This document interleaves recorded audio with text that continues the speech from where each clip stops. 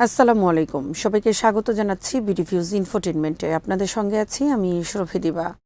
উত্তর কোরিয়া যুক্তরাষ্ট্র ও তার মিত্রদের বিরুদ্ধে সামরিক জোট শক্তিশালী করা এবং অস্ত্র প্রতিযোগিতা ত্বরান্বিত করার অভিযোগ এনে তীব্র সমালোচনা করেছে।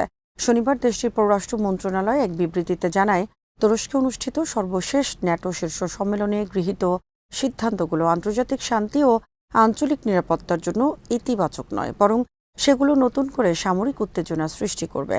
রাষ্ট্রীয় বার্তা সংস্থা KCNA প্রকাশিত ওই বিবৃতিতে উত্তর কোরিয়া দাবি করেছে, ন্যাটো ক্রমেই একটি যুদ্ধমুখী সামরিক জোটে পরিণত হচ্ছে, যার কর্মকাণ্ড ইউরোপের পাশাপাশি এশিয়া প্রশান্ত মহাসাগরীয় অঞ্চলেও অস্থিতিশীলতা বাড়াতে পারে। বিস্তারিত থাকছে ওয়াহিদ ফারুকীর প্রতিবেদনে।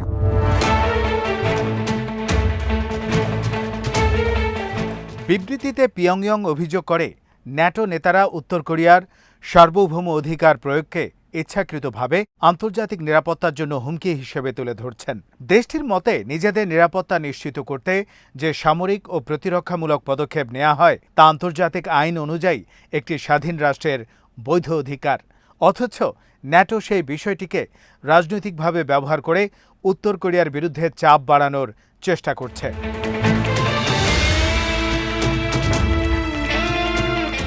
উত্তর কোরিয়ার পররাষ্ট্র মন্ত্রণালয় আরও দাবি করে, সাম্প্রতিক ন্যাটো সম্মেলনে সদস্য দেশগুলোর প্রতিরক্ষা ব্যয় বৃদ্ধি, নতুন অস্ত্র সংগ্রহ এবং প্রশান্ত এশিয়া মহাসাগরীয় অঞ্চলে যুক্তরাষ্ট্রের মিত্রদের সঙ্গে সামরিক সহযোগিতা সম্প্রসারণের ওপর বিশেষ গুরুত্ব দেওয়া হয়েছে। পিয়ংইয়ংয়ের ভাষ্য অনুযায়ী এসব উদ্যোগ জোটভিত্তিক সংঘাতকে আরও উস্কে দেবে এবং বিশ্বকে নতুন অস্ত্র প্রতিযোগিতার দিকে ঠেলে দেবে।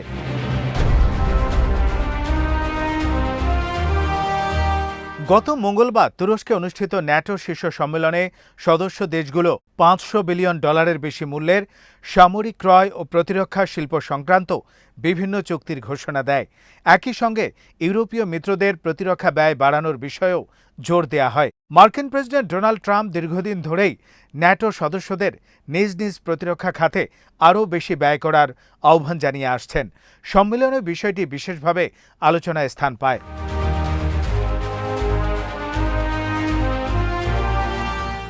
এদিকে সম্মেলনের ফাঁকে দক্ষিণ কোরিয়ার প্রেসিডেন্ট লি জে-মিয়ং ন্যাটো সদস্যদের সঙ্গে প্রতিরক্ষা সহযোগিতা আরও সম্প্রসারণের আগ্রহ প্রকাশ করেন। তিনি বলেন, গবেষণা ও উন্নয়ন, অত্যাধুনিক সামরিক প্রযুক্তি, প্রতিরক্ষা শিল্প এবং অস্ত্র উৎপাদনের মতো ক্ষেত্রে সিওল ন্যাটোর সদস্য দেশগুলোর সঙ্গে ঘনিষ্ঠভাবে কাজ করতে চায়।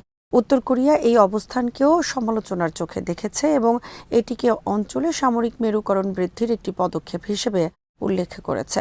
পররাষ্ট্র মন্ত্রণালয়ের বিবৃতিতে বলা হয়, ন্যাটো এখন আর কেবল ইউরোপ ভিত্তিক প্রতিরক্ষা জোট নয়, বরং এটি ধীরে ধীরে এশিয়া প্রশান্ত মহাসাগরীয় অঞ্চলেও নিজেদের প্রভাব বিস্তারের চেষ্টা করছে। পিয়ংইয়ংয়ের দাবি, এই নীতি বাস্তবায়িত হলে আঞ্চলিক উত্তেজনা আরও বৃদ্ধি পাবে এবং বিভিন্ন দেশের মধ্যে পারস্পরিক অবিশ্বাস গভীর হবে।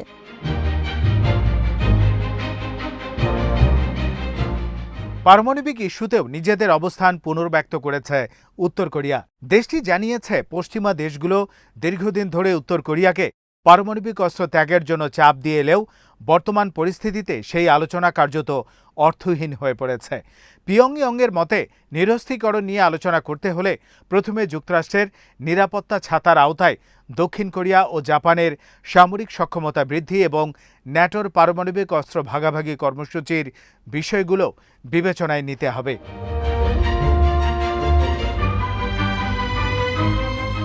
বিবৃতিতে আরও বলা হয়, আন্তর্জাতিক নিরাপত্তা বা আঞ্চলিক স্থিতিশীলতা রক্ষার জন্য সব পক্ষের উচিত সামরিক জোট সম্প্রসারণ ও অস্ত্র প্রতিযোগিতা থেকে বিরত থাকা। তবে উত্তর কোরিয়া স্পষ্ট করেছে, দেশের সার্বভৌমত্ব, জাতীয় নিরাপত্তা এবং কৌশলগত স্বার্থ রক্ষায় তারা ভবিষ্যতেও প্রয়োজনীয় সব পদক্ষেপ গ্রহণ করবে। একই সঙ্গে পিয়ংইয়ং দাবি করেছে, তারা দায়িত্বশীলভাবে নিজেদের সার্বভৌম অধিকার প্রয়োগের মাধ্যমে আঞ্চলিক শান্তি ও স্থিতিশীলতা বজায় রাখতে প্রতিশ্রুতিবদ্ধ।